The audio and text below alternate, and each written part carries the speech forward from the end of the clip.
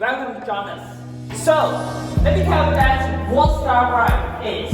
Okay, Startup Grew is the largest independent startup community and in the 600 city chapter in the 200 countries. And today, we will have talked about how a Guangzhou Startup grew 10 times and sell the skateboard to $3 million. Wow, it's amazing. So, welcome our host, Richie, and our guest, Niklas. Let's share the insights on the power of from 10 times and sell the skateboard and $3 million. Welcome. Oh, yeah, I'm so excited. Can you hear my voice? Okay, yeah, we're really kind of online, so we'll speak like this. So thank you very much for Niklas and his wonderful office. You can see the product is over there and over here. It's amazing. And before we started, I would love to have you to have a self-introduction of yourself to let our audience to get to know yourself better. Yeah, please. Hey everyone, I'm Niklas. I'm from Germany. I've been an entrepreneur all my life and a skateboarder all my life. I love sports, so that's why it turned out to be a sports company. I've been living in Guangzhou for 3 years, but I've been in China on and off for the last 10 years. And I absolutely love it here. Like the first time I came, I knew I just wanted to come back as quickly as possible. And I still had to finish my studies, so I always had to go back and forth. But since 3 years, I'm here fixed. Okay, great. So I know you before you founded Two Hats here. You have also started your business related to skateboard, I think back to 2007, right?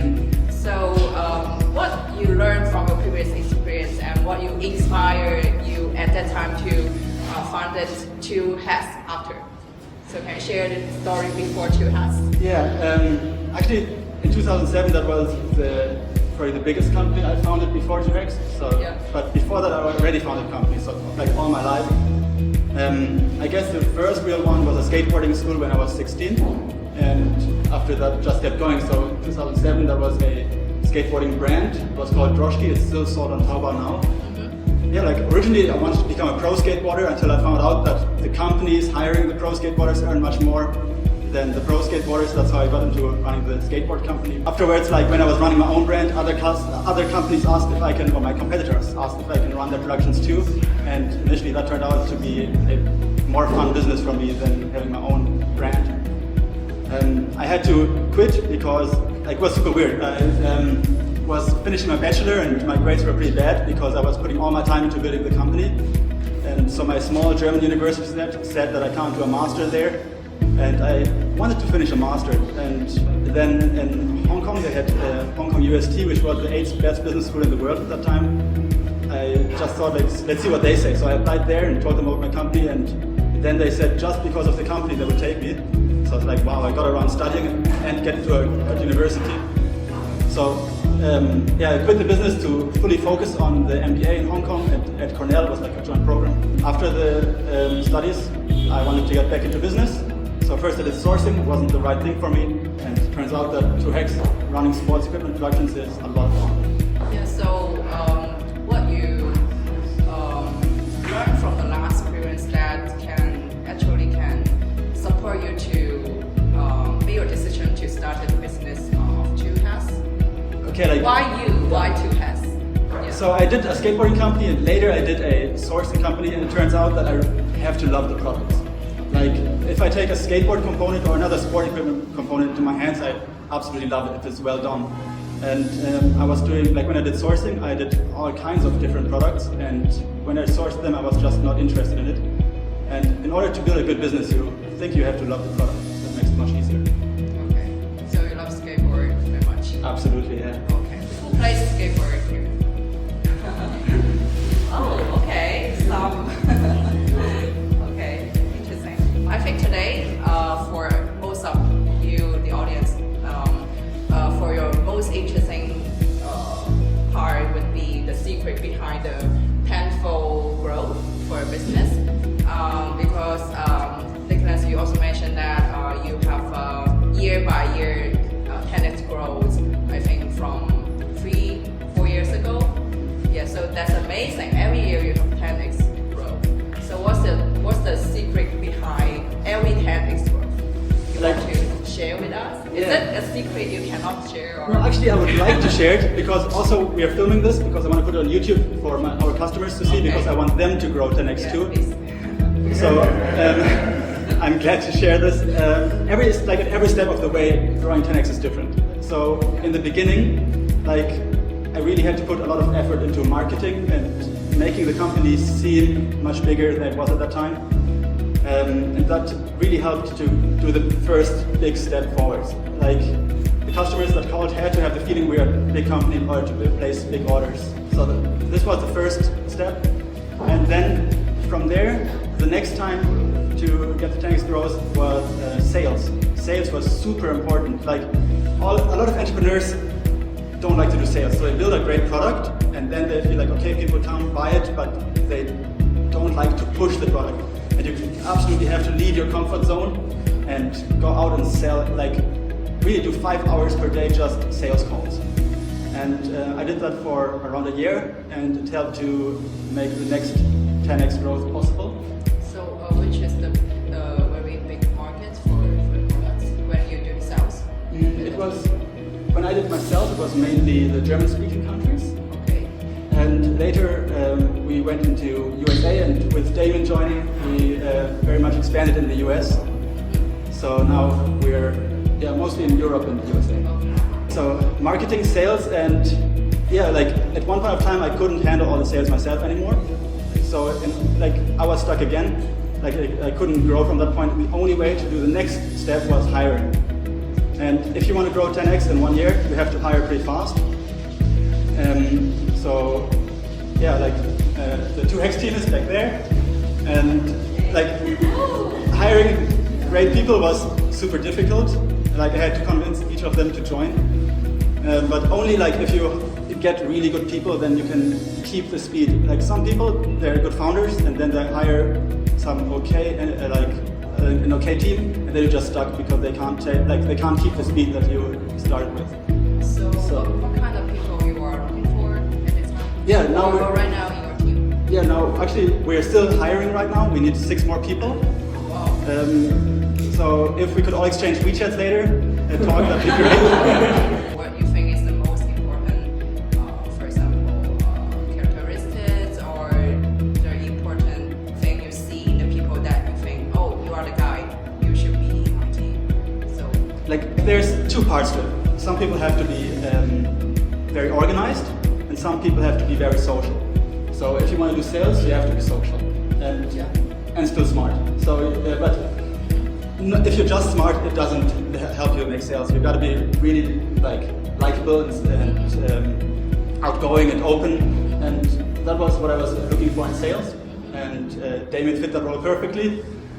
But it's you have to find someone who clicks with your customers. Someone who has got a similar style, similar interests, and then it works. And for the other positions, how can I best explain? If you want to organize, then you have to find someone really organized. So you can share what kind of position you're looking for right now, so people can share the information to their friends as well. Okay, yeah. So we're looking for. Where should I start? A CAD designer to do 3D files. We're looking for a graphic designer for catalogs and for the website design. We're looking for an HR manager to help us grow the team. We're looking for professional athletes to build their product segments. So someone for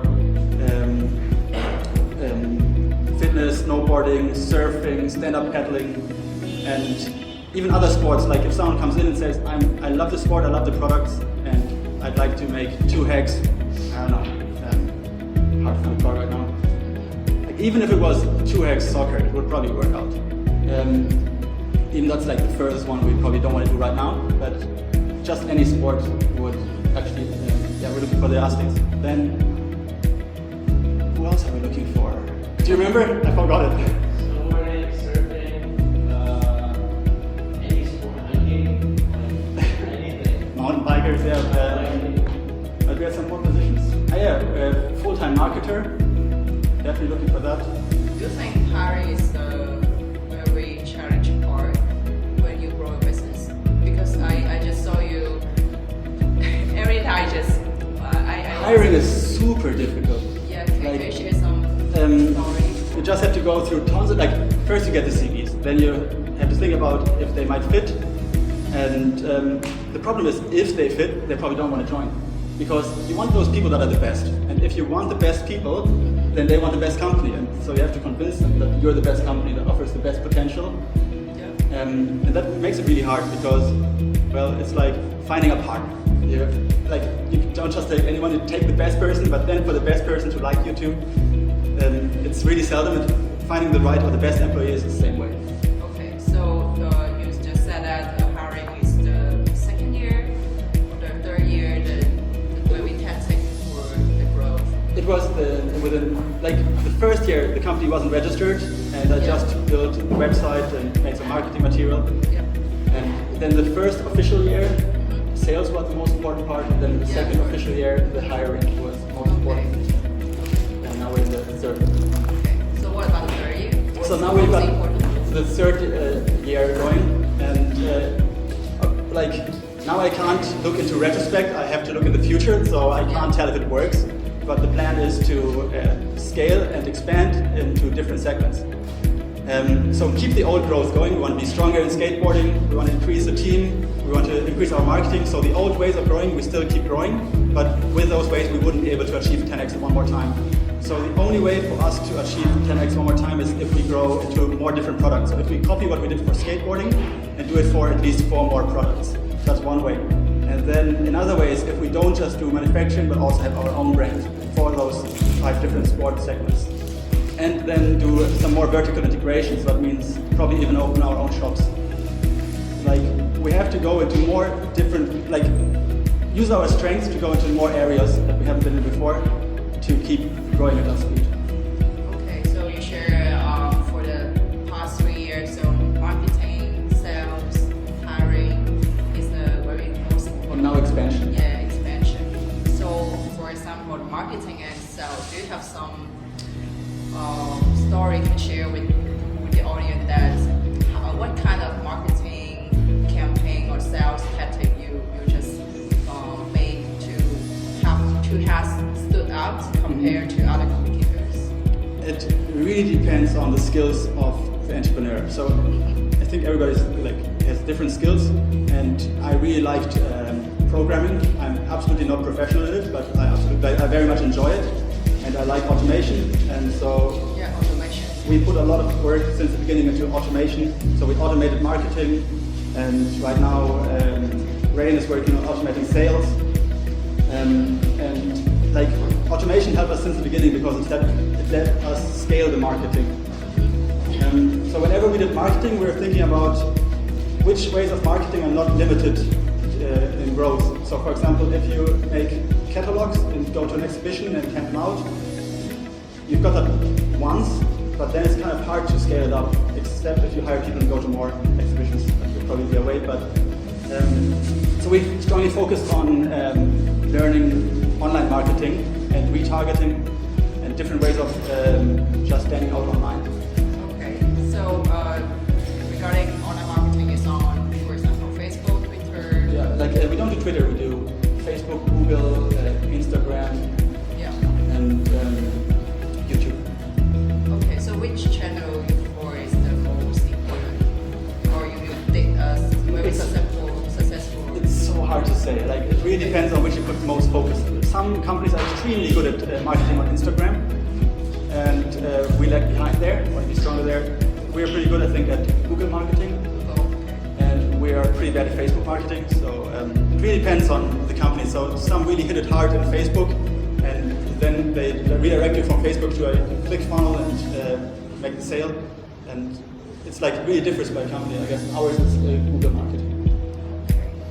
So maybe the audience also would love to get more clear idea about how the skateboard sell to the end customer.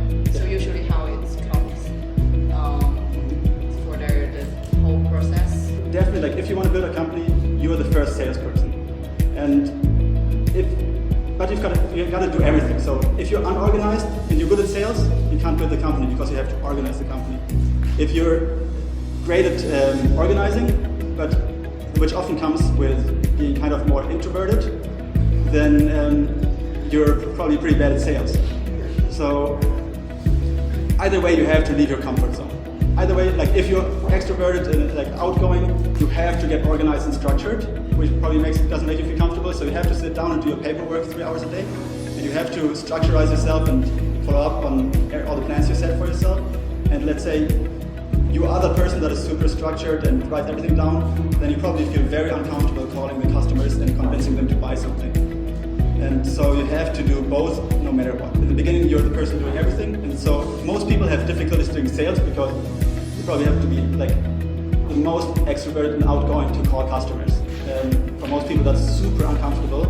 And a lot of people like pick up the phone and they feel like, what happens if the customer tells us that we're bad, or what happens if he says he doesn't want my phone call? And you have to leave all those fears behind and just do that call. If you have a good marketing in your bag, so that the customer already knows who you are and what you're selling, and so you just follow up on his email, that makes it a lot easier.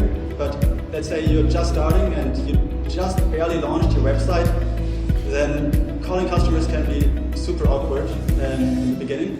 But the thing you have to learn is the more often you call, the better you get, and the more comfortable you feel about it. And when you feel really natural, the customer will feel natural about you calling. And so what I did, which was really helpful, actually a customer taught that to me. He said, whenever a company reaches out to you, you have to write down the company name, the contact person, the phone number, the date they call, they message you, and what they wanted to buy, and the last date, the time you reached out to them, and the result. So you have to have that Excel chart, and then it should automatically count the days that you haven't heard back from them. And the goal of this is to get a yes or a no. So if you have good marketing, you probably have 5 or 6 new people reaching out to you. So at the end of the month, you probably have 150 contacts if you did good online marketing. Like everybody, normally people will just get the emails, try to call, nobody answers, put it in the delete folder, that's it. But no, you have to get a yes or a no. So you keep on calling until they pick up. And if they pick up and you say, let's say in our case, skateboards, we say, hey, you sent an email, you want 500 skateboards. I suggest you do 2,000. Do you want to do that? And he's like the most common answer is, yeah, we wanted skateboards, that's why we emailed you, but probably not right now, I'm not so sure, we still have to talk about it. And that's a maybe. You never accept a maybe, but you have to accept it in that moment. So you write down, he said maybe, and you ask him, okay, what time should I call you again? And he's going to be like, I don't know. You're like, how about I just call you next week? And then he's like, whatever.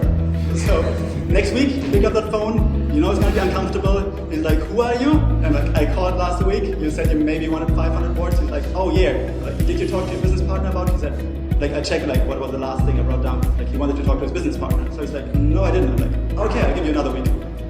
And you just have to do that until the customer says yes or no. And you'll be surprised by how often they say yes. So because if you get an email, they actually want it, but they feel very unsafe because you are no one. They're a company you've never heard about, they've never heard about. You just have a small website, nothing else, no references. But still, most of the customers reaching out are lazy, so they will not ask a lot of other companies. They just want to get it out there, send an email, and then see what happens. And if you're that person calling back most often and pushing him to say yes or no, they actually feel much safer with you because they think you're really serious about it. And that's what it takes. So, like I said, if you market good, then probably at the end of 1 month you can have up to 150 contacts. And you just have to be that one company that calls them again and again until they give it a yes or no. And that's how you make that step into actually becoming a kind of a bigger company. But if you feel unsafe about doing that, you won't get the first big sales and you'll stay one person and it just won't go on. So because either the customers need to see that you are a big company and strong, or you need to push them to buy. So to help the customer to say yes and no or no, do you have any other suggestion for your salesperson in your team? All right, that was the keyword I was waiting for. Damien, can you help me with this? Can you come to the front? Yeah, Damien is doing sales, so he's the best person to answer this. Take the chair. I keep you posted first. Wow. Hello. Yes. Yeah, because the sales is, I think sales is the most important thing for a business, right? It's so hard to say, but you have to have sales. If you have no sales, you Yes. have no business. Yes. So, Yeah. what is peace? Oh gosh. like the question was, what do we do to sell? Like what makes the customer buy? How do we Yeah. sell? It's pretty much just like trust and being friends. Like you kind of get on the same level and like know what they want, and like you just kind of build like a relationship together. I It would takes say. time usually. Yeah, but then that's what like what Niklas was saying. You like call back and like follow up and stuff, and then you like build a relationship, and you're like, oh hey, what's up? How you doing? And like you can see like you know each other, you know. And like some of my customers, you'll know like about them, like oh how are your kids doing and stuff. Like oh cool yeah, and you can just talk, and then they feel like really comfortable, and then they'll end up like buying even more too. Okay. If that makes sense. So the secret is your personality. I guess you just be friendly. Yeah, the relationship. Yeah. Okay. Yeah, great. I think yeah, it is cool to learn that, but I think it's hard to copy that. Do you think so? If some other business person they sell other products, they want to copy some secret patents from you guys. What's your suggestion? I think it's just like trial and error. You just gotta try. It's the same with skateboarding. Okay, sales is like skateboarding. Okay, so pretty much like in skateboarding, you're failing most of the time. Like most of the time you're trying a trick and you're never landing it. But you have to like keep trying and trying and trying, and then you finally get it. And you're like, oh, and then it clicks in your head like, oh, I got it, you know? So it's like, it's the same thing, but you just like talk to people. You just keep calling them and be like, hey, what's up? How you doing? Is everything fine? What do you need? You just keep trying and you keep failing and fucking up and how you get hurt, but then you keep going, and then eventually you'll do it and you'll land the trick, you land the sale or whatever, you know? So you just keep trying, and then you'll eventually just do it. It's kind of just like, you just keep going. Just keep going and you grow and get better. It's pretty much like anything in life. You just keep trying and give it your best, and if you mess up, that's part of it, you learn from it, and you just keep going. So I would say like, to get better, you just keep trying. And keep doing, and then if something is like awkward or uncomfortable, you're like, okay, that was weird, maybe I don't say that, you know, or something, or maybe like I'll try this, you know. So I feel like it's like adapting to like the people and just keep trying. Yeah, so because last year is very difficult for, I think, for most of people. So also do the team also think that is you face more difficulty last year when doing sales, because you cannot visit the customer, you can only do the remote calls, remote meetings, etc. So is it have some impact on your business last year? Well, last year I wasn't here yet, so this is like, this is still, okay. Yeah, So, yeah. Right. Okay, back to your seat, maybe. Bye. Thank you, David. For the support. Yeah, last year. So yeah, I went to visit customers in the beginning, and visiting customers is super helpful. Like Damon said, you have to build the relationship with the customers, and there's no easier way to build a relationship than talking face to face, going out, having dinner, and just enjoying time. Especially if you share something. And so what we share with our customers is that we love skateboarding. And so maybe we just take our boards, go to the skate park, and brings back the memories from when we were younger, and I don't know, just practice together and show each other the tricks that we do in our countries, a little different, or call them a little different. It just creates a bond, and then we trust the customer trusts us, and we know how to talk to each other. And also it helps, like it's really important for us to know at which stage the customer is and what he needs. And it's very important for the customer to understand what we can offer. And if we understand each other fully and it's a fit, then that's amazing. Like some customers, they need exactly what we offer, and we need we can offer exactly what they need, and also like we clicked really well as friends, and for some of them we've been together since the beginning, and we always grow together. So once these are lucky customers, they don't happen very often, but you won't find out who is a customer like this until you visited them. So last year, so that would be impact a lot if you want usually meet people in person. Yeah. Well, last year was special with COVID. So Where should I how even you start? Do that? Do you have any Last year was not about. Last year, it's not really about marketing. It's not about sales. It's not about visiting customers. Last year was just about.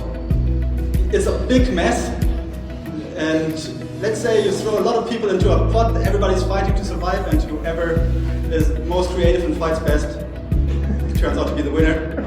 And those old, established big factories, they're not that good when they're thrown into a pot.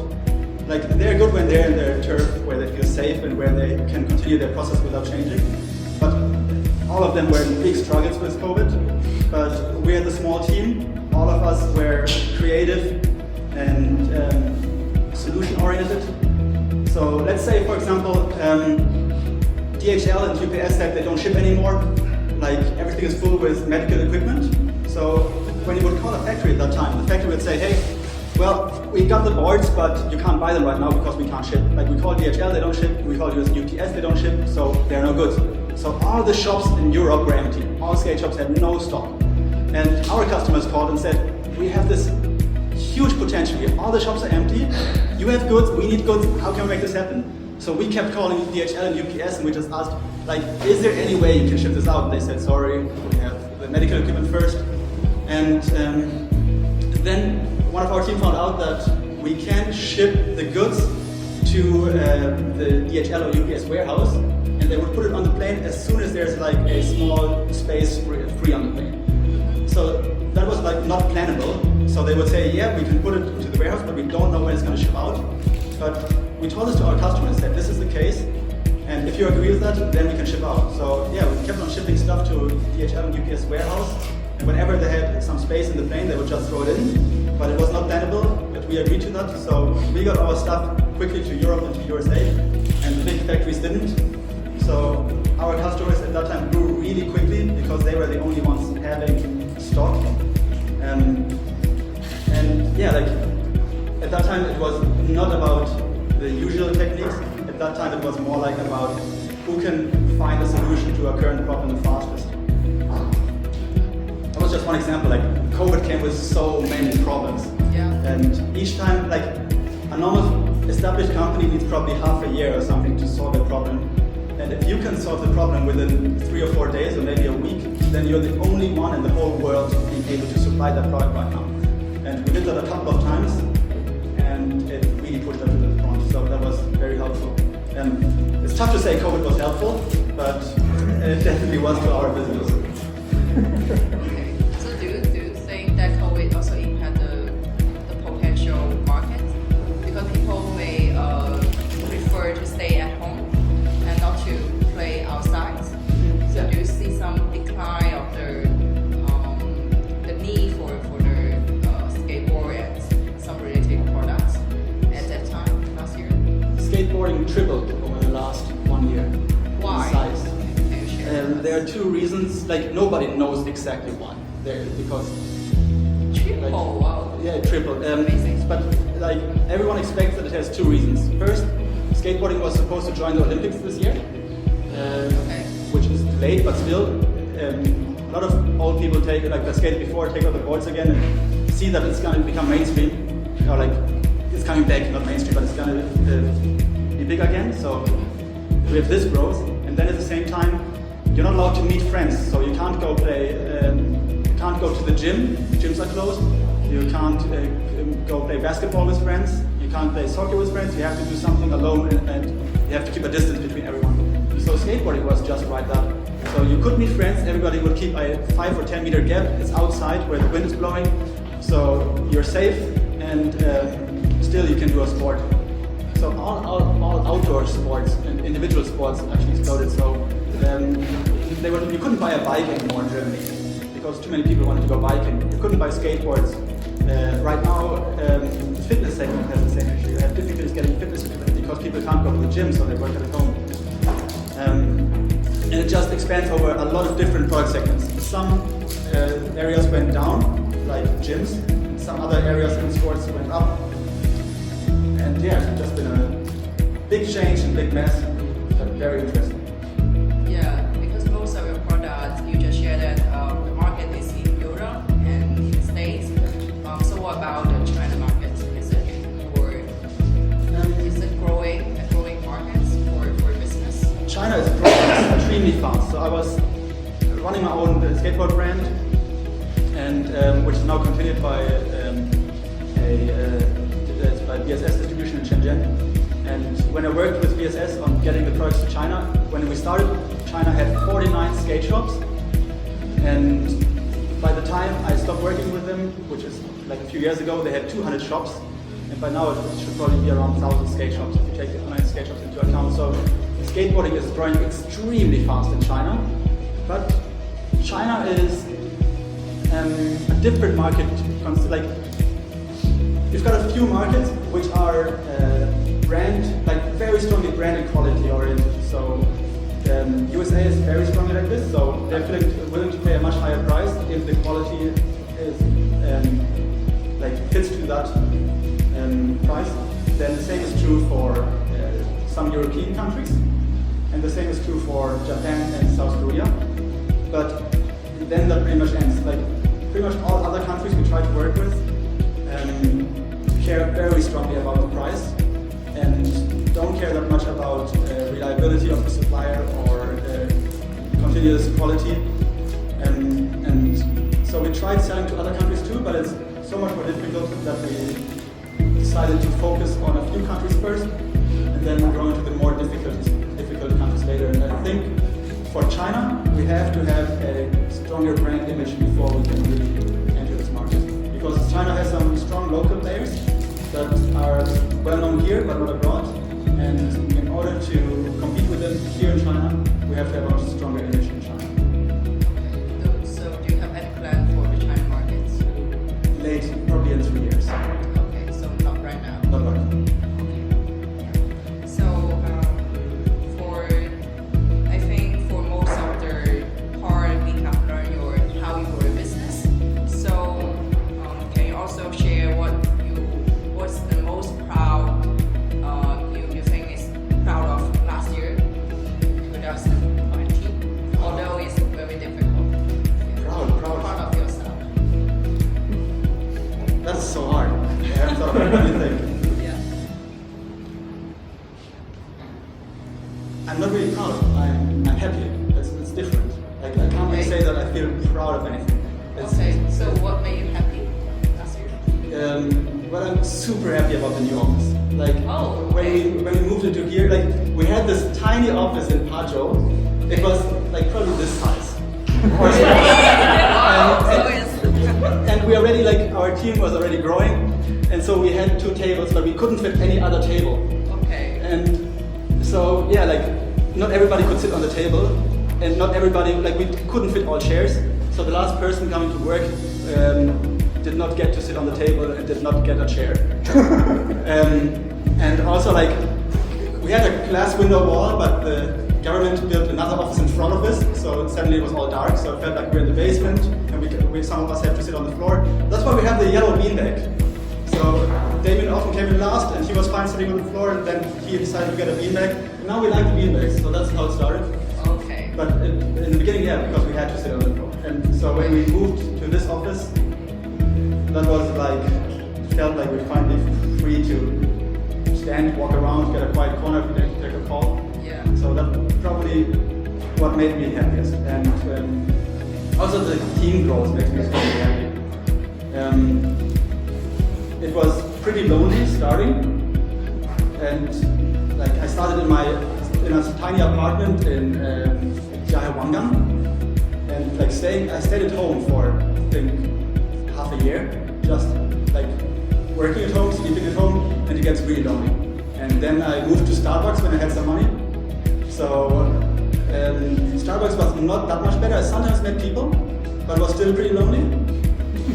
But you have to get through it in order to build a business. Then we moved to a co-working space. And that was the first time it got really fun because we got to meet other companies. But still, you don't have people that struggle with you together. And then when we started building the team, then it got really fun because when we would run into a problem, we would run into a problem together. That's a totally different feeling. Okay. Yeah, good to hear that. And congratulations for your new office. Thank you. It's much bigger, I think. I love it. I love it also. It's not like a basement anymore. Yeah. And what did you leave unfinished last year? Do you think and you want to complete it this year? That's probably what pushes me absolutely most. I feel everything is unfinished. Everything. Okay. I want 2X to be super quickly the biggest sports equipment company in the world, and we're working extremely hard on it. And I can't wait for it to happen. And there's such a strong drive that I feel absolutely everything is unfinished until we have achieved that goal. But it's not last year, it's not this year, it will probably take a little longer. But yeah, until that time I feel very unfinished. I see. So I'm really looking for it for if you complete soon. So right now we have some time for open questions. So if you have questions, please. So I have a question. Just please stand up. Okay, so I have a question. So you manage for B2B, like selling, manufacture your products, or you do your own brands in the USA market? We help American and European brands arrange their productions. And we do so with much higher quality than all the other suppliers. And we now plan to create our own branded products.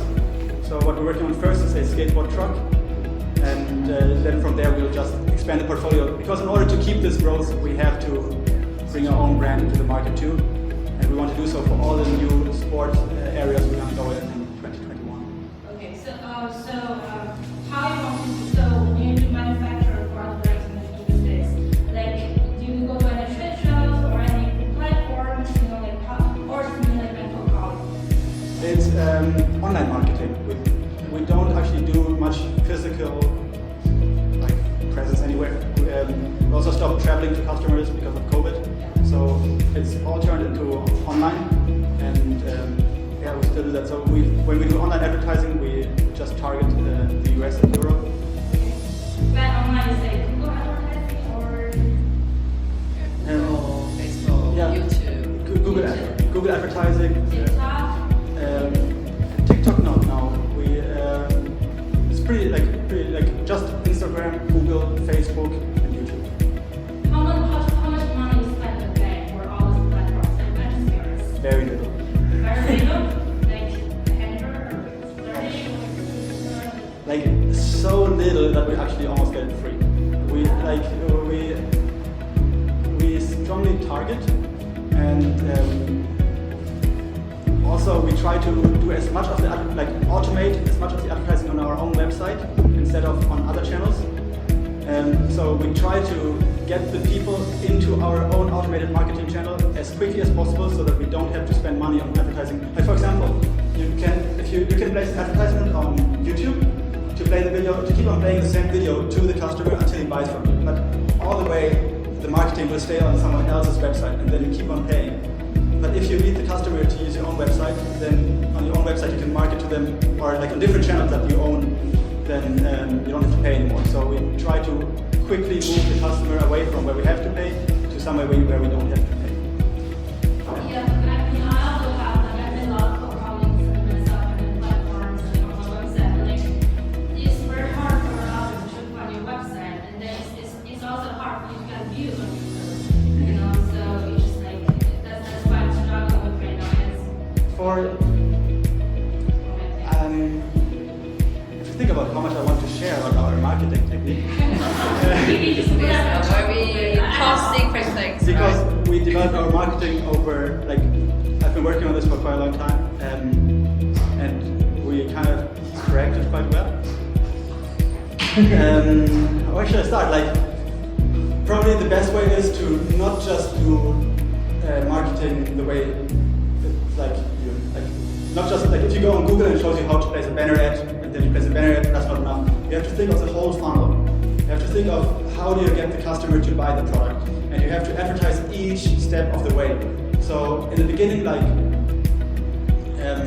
just look into funnels. That helps a lot, and like trial and error. Try what works and see what doesn't work on different channels, and see where the costs are lowest. So for example, you've got the AdWords cost per click, and then you can try different AdWords, and you can push down the cost per click a lot, and then you can also calculate which word had the biggest conversion, and you can drive down costs like this quite a bit.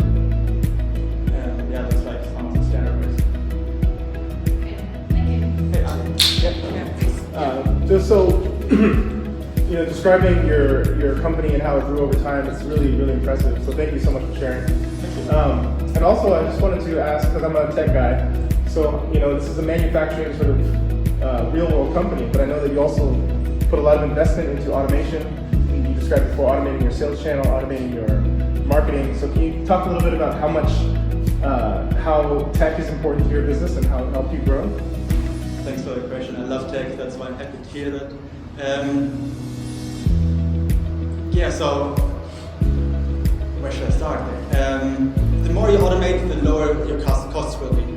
So let's say we needed to get out of that area of competing with traders.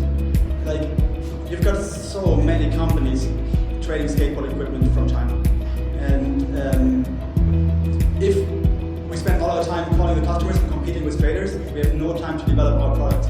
And the only way to win in the end is if we have the best products for a really strong price. And so we wanted to put all of our time in there.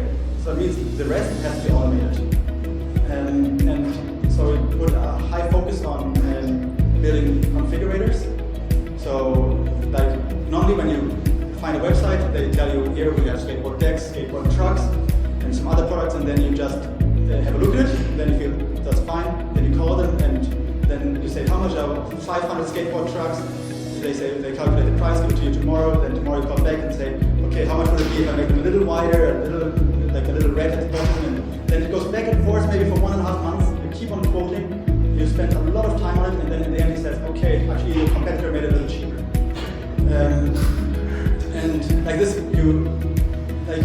trading companies, many of them don't make that much money because they're in this struggle. So we spend a lot of time on automation. We have Rain in the back, he's our super coder.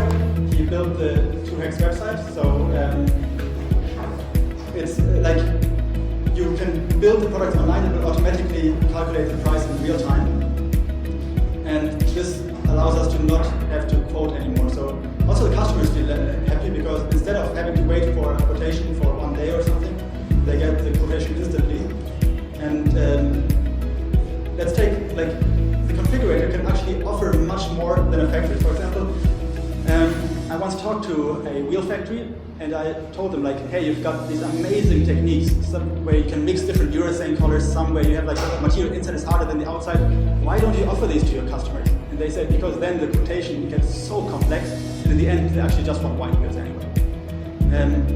And so by not automating, your selection actually gets smaller than bigger. And by automating, like right now for skateboard decks, our website has over 1 million different options. Just because, let's say in the first step, you have 30 different sizes. Then in the second step, you have 10 different materials. So you're already at 30 times 10 at 300 different options. And then at the next step, you have 10 different ways of curving the skateboard. That's 300 times 10 is 3,000. And then if you end up like having much more selections per step, and you have 11 steps, you end up with an extreme big number of customization options, much bigger than any other factory would quote. Just because of automating it, and you save the time of calculating the price, and the more like if you wouldn't have had the website and they customize it so strongly, it gets really kind of hard to calculate the price, takes a lot of time. And do you put more effort on? Sales or manufacturing? It changed over time. It changes frequently. So sometimes we have a really strong product portfolio, and I feel we could do better in sales. Then I will put more effort into sales. And sometimes, like, we sell a lot, but we have a problem in the production, and then I spend almost all my time trying to solve that product and get manufacturing right again. So it really changes month by month. But yeah, now my manufacturing part of the team takes over most problems. The sales part of the team takes care of that problems. And yeah, I just basically, right now I don't go that far into one of the or either. I just solve problems. Thank you. Okay, please. And in the back. Two questions. One is Hi, speak up. Yeah. Your voice. two questions. Yeah. One is about your pricing, and the second one is about your brand. About pricing, you're not scared of just giving your price straight to anybody.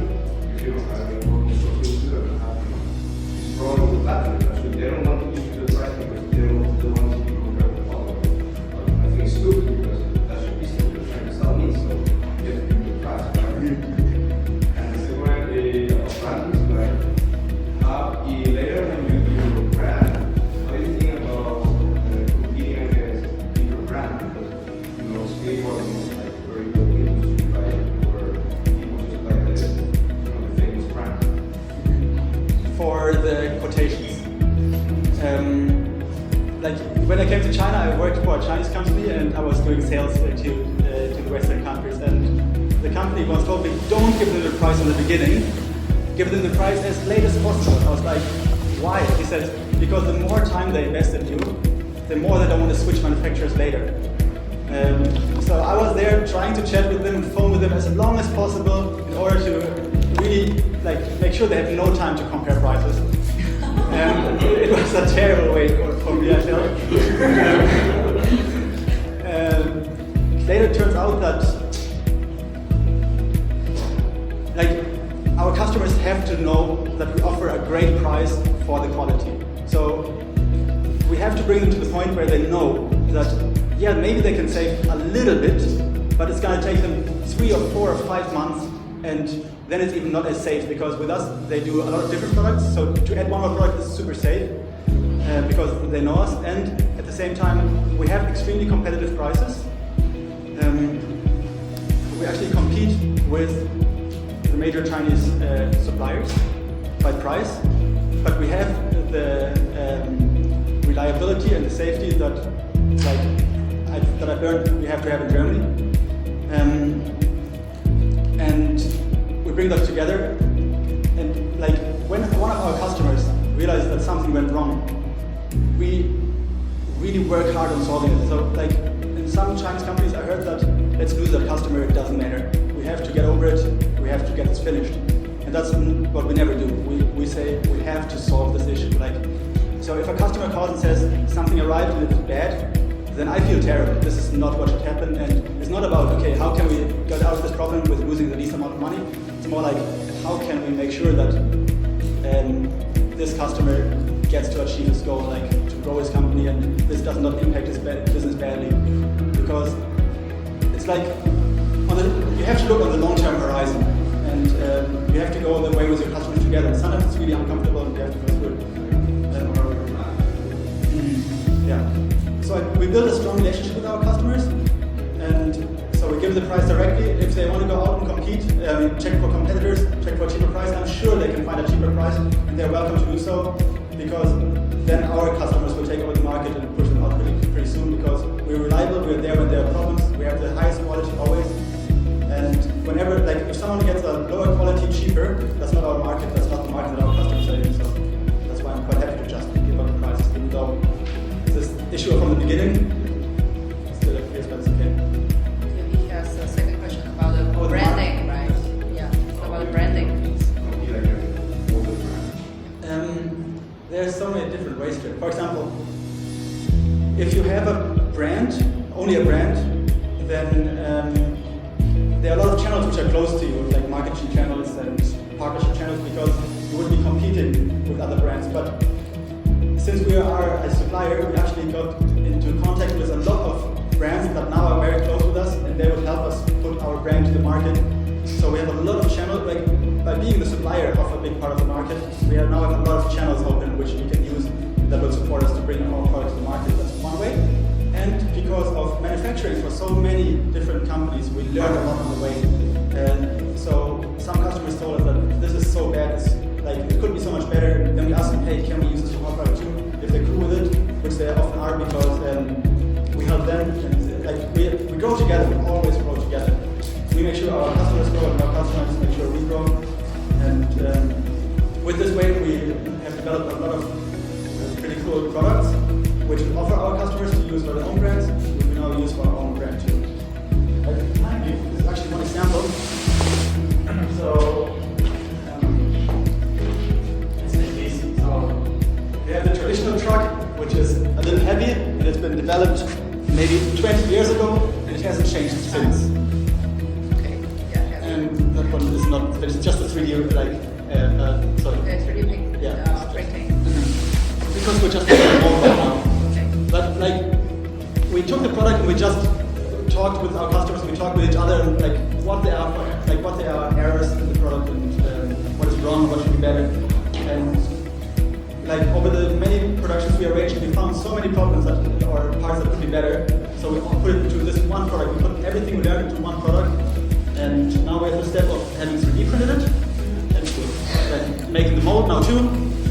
And then we'll have the best skateboard truck on the market, because like the brands, the skateboard truck brands, they don't experience as much as we do, because we have so many brands come to us to run their production, so we learn from all over the spectrum. And if you have a skateboard brand yourself, you don't get that info as fast, except if you're our customer, because we want our customers to grow as quickly as possible. So we give all this information to our customers, and we put it to our own products. And after developing this own product, like a lot of companies don't have the money to develop a new truck. And so what we do is we just find away the logo, put their logo on, and accept that they sell it with their own brand. And so this helps our customers grow fast. It allows us to push our own products to the market, and it lets our customers and us overtake all other brands on the market. Yeah. Great. So we have 2 questions left. Please. According to the YouTube marketing, do you make the YouTube video yourself or outsource it?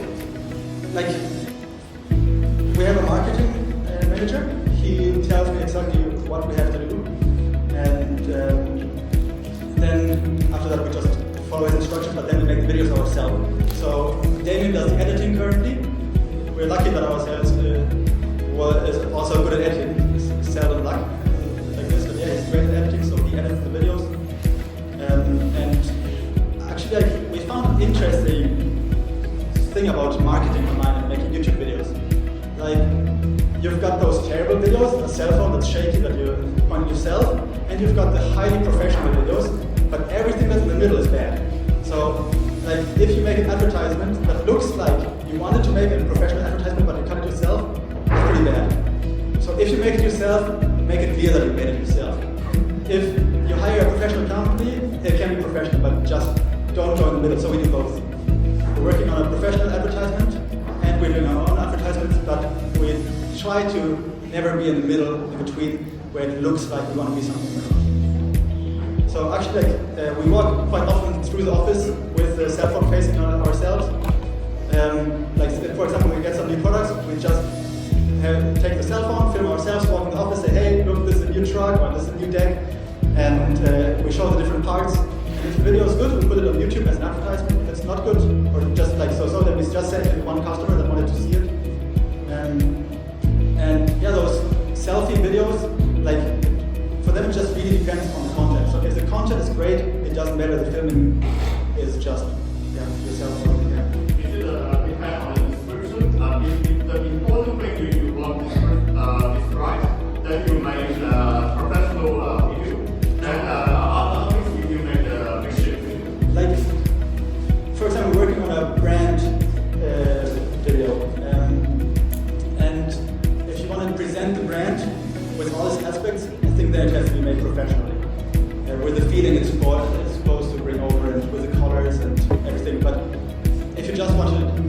explain a business process or a new product, then sell the videos. Okay. Last question. Yeah, Ali? Can you show us the skateboard trick? Yeah.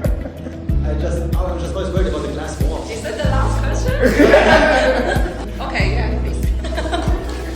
Oh, that's putting me on the spot there. I don't know.